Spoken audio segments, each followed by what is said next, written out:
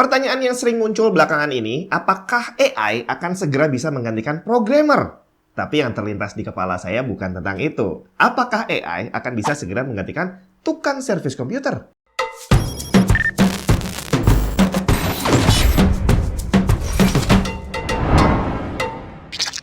Pengembangan AI sebenarnya udah dimulai sejak lama, jadi bukan cuma baru-baru ini aja. Cuma yang bikin heboh ya barusan ChatGPT kemarin yang viral, yang katanya bisa memberikan jawaban yang lebih bagus dari Google gitu kan. Tapi sebenarnya kalau model AI yang chatting gini itu udah ada sejak lama. Saya ingat tahun 2004 kalau nggak salah.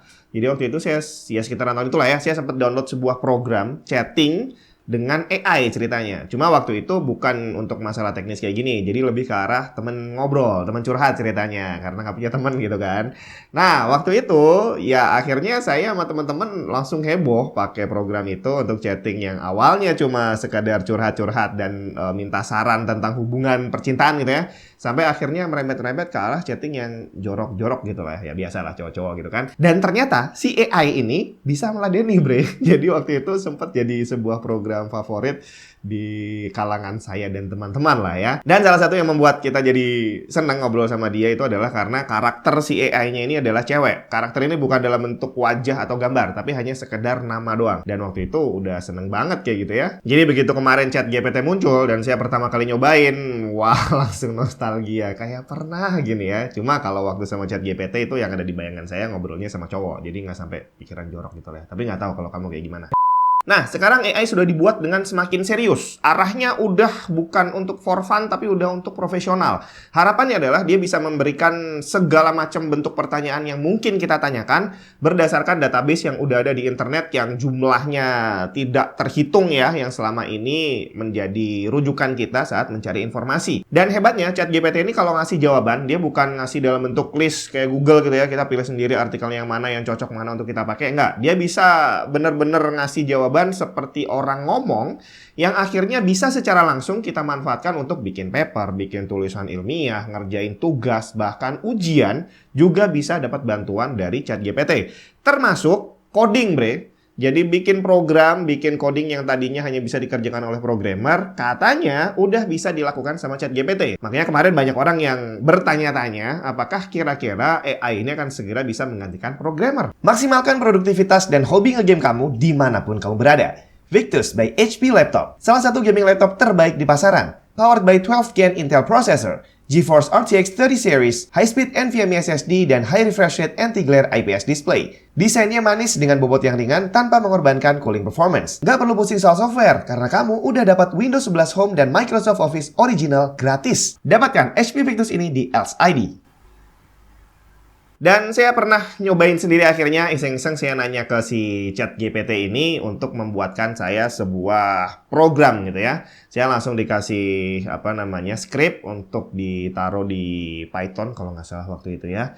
Terus ya udah dalam waktu cuma sekejap dia udah ngasih script, saya copy paste dan ternyata begitu dijalankan langsung error bre, ada bugnya dan saya copy paste lagi balikin ke ChatGPT, ini ada bug nih gimana? Dia bilang oh iya mungkin yang salah ini, terus dia bikin lagi yang baru, dikasih lagi ke saya, terus saya jalanin di Python lagi dan ternyata bugnya yang tadi hilang, tapi ternyata muncul 2 atau 3 bug baru dan begitu seterusnya. Dan ini langsung sinkron sama sebuah meme yang sempat saya lihat di mana di situ bilang programmer sebelum AI 2 jam coding 6 jam debugging, tapi setelah ada AI 5 menit coding 24 jam debugging. Nggak tahu deh kalau nanti ChatGPT akan menjadi lebih canggih lagi atau mungkin ada program AI yang lebih canggih lagi, tapi sepertinya untuk saat ini masih belum bisa untuk menggantikan programmer sepenuhnya. Nah, tapi di tengah pertanyaan orang-orang apakah programmer akan tergantikan, ada juga yang berpikiran jangan-jangan nanti dokter juga sama. Lulusan dokter di masa depan nanti jangan-jangan nggak terlalu pinter karena mereka saat lulus minta bantuan AI. Iya, nggak tahu juga sih. Tapi yang pasti, satu concern saya adalah tentang tukang servis komputer. Karena saya yang paling sering berhubungan dengan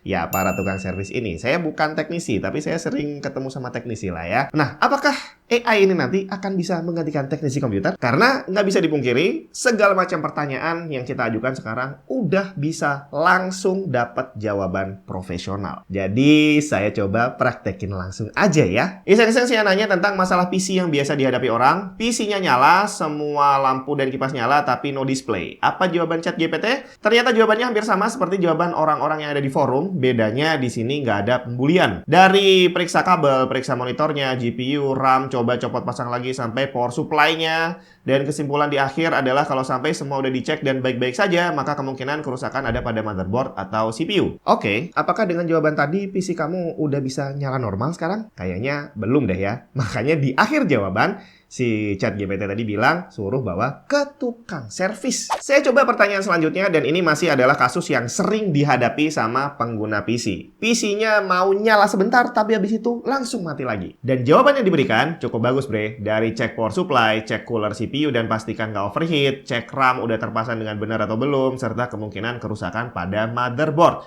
Dan nggak lupa dia ngasih saran untuk bawa ke tukang servis kalau masalahnya belum beres juga. Nah, kalau kamu menghadapi masalah seperti ini, kira-kira dengan jawaban yang kedua ini tadi, apakah PC kamu udah bisa nyala dengan normal sekarang? Dari yang paling gampang, cek kabel. Gimana caranya kamu bisa ngecek kabel kalau kamu nggak punya kabel spare? Terus habis itu cek monitornya bisa berfungsi dengan nggak? Gimana kamu bisa ngecek kalau kamu nggak punya monitor kedua? Termasuk ngecek RAM, itu juga nggak bisa dilakukan kalau kamu nggak punya RAM yang lain atau nggak punya PC yang lain untuk ngecek apakah RAM yang terpasang di sini nyala atau enggak. Apalagi kalau udah disuruh ngecek kartu grafis, ngecek motherboard, ngecek CPU, itu kemungkinan besar nggak bisa dilakukan sama user rumahan. Kenapa hanya tukang servis yang bisa? Karena di tempat servisan biasanya ada banyak PC, ada banyak part yang bisa dipakai untuk ngetes satu-satu mana yang kira-kira bermasalah dan mana yang harus diganti. Jadi jawaban yang dikasih sama ChatGPT itu adalah jawaban yang general dan memang betul langkah-langkahnya seperti itu. Hanya saja kita sebagai user biasa kemungkinan besar tidak bisa melakukan pengecekan satu-satu sendirian di rumah. Butuh bantuan.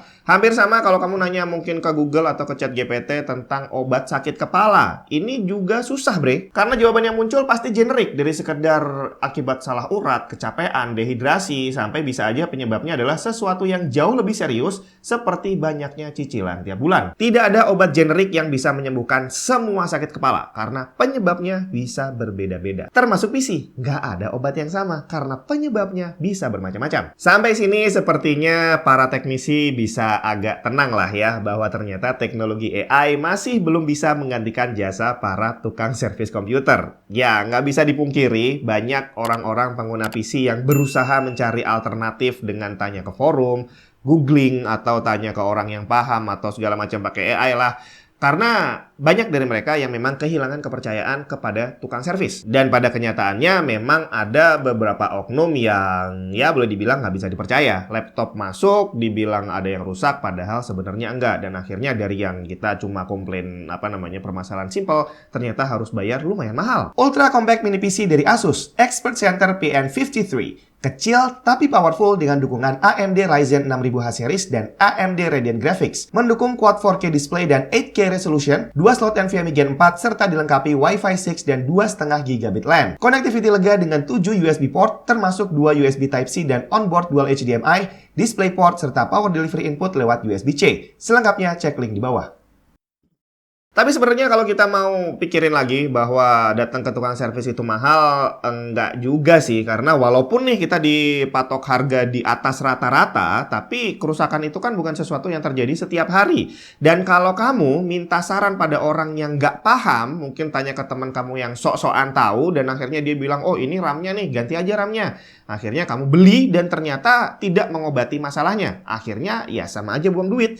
Jadi lebih baik bayar tukang servis yang mungkin 2 tahun sekali baru kamu keluarin, tapi laptopnya at least bisa kembali dengan kondisi yang normal. Dan satu hal yang perlu kamu tahu adalah dengan bayar tukang servis itu kamu sama seperti bayar dokter. Bukan waktu 5 menitnya yang kamu bayar, tapi yang kamu bayarkan adalah proses mereka belajar, proses experience mereka untuk akhirnya bisa mengobati penyakit dan juga mengobati laptop atau PC kamu yang sakit. Jadi bukan sekedar, cuma buka laptop ganti pasta aja 200.000. Bukan tentang itu, tapi tentang dia bisa membuka dengan aman dan dia bisa tahu bahwa, oh iya, emang bener ini hanya perlu ganti pasta, bukan kerusakan yang lain. Termasuk resiko yang harus dia hadapi. Dengan dia buka, kalau nggak hati-hati, bakal ada yang rusak. Dan nggak mungkin dong, kamu pengennya bayar 50.000, terus nanti tiba-tiba dia ngerusakin sesuatu yang harganya 1 juta dan kamu suruh dia ganti. Nggak worth it, bre. Dan kalau kita mau lihat di luar negeri, di negara yang maju, ya udahlah kita bilang aja Amerika Serikat gitu ya. Untuk hal sesimpel jasa ngerakit PC, itu ternyata lumayan mahal.